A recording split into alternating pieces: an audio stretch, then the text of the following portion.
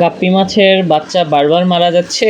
আজকে 3টা বড় কারণ দেখাবো আর শেষে বলবো কি করলে 90% বাচ্চা বেঁচে থাকবে। কারণ নাম্বার 1, বড় মাছের সাথে রাখা। অনেকেই বাচ্চা গাপ্পিকে বড় মাছের সাথে রেখে দেন, এতে বড় মাছ বাচ্চাকে খেয়ে ফেলতে পারে। তাই আলাদা বক্স বা ব্রিডিং ট্যাঙ্কে রাখুন, এতে করে আপনাদের বাচ্চা মারা যাবে না। কারণ নাম্বার 2, বেশি খাবার দেওয়া। আপনারা সবসময় খাবার ছিটিয়ে দেন অথবা খাবার বেশি করে দেন। বেশি খাবার দিলে পানি নষ্ট হয়, অ্যামোনিয়া বাড়ে আর বাচ্চা মাছ দুর্বল হয়ে মারা যায়। অল্প অল্প করে দিন, দিনে 3 থেকে 4 বার খাবার দিন। কারণ নাম্বার 3, পানি পরিবর্তনের ভুল। আপনারা একসাথে পুরো পানি বদলাবেন না, এতে বাচ্চা শক খেতে পারে। সপ্তাহে 20 থেকে 30% পানি পরিবর্তন করুন, আস্তে আস্তে পরিবর্তন করুন। শেষে আপনারা পানি রাখবেন 20 থেকে 30%, বাকি পানি ফেলিয়ে দেবেন। তারপর আপনারা ভালো করে ট্যাঙ্ক পরিষ্কার করে আবার ওইখানে পরিষ্কার পানি দিয়ে দিন। এই 3টা নিয়ম মেনে চললে গাপ্পি মাছের বাচ্চা অনেক বেশি বেঁচে থাকবে ইনশাল্লাহ। আপনার বাচ্চা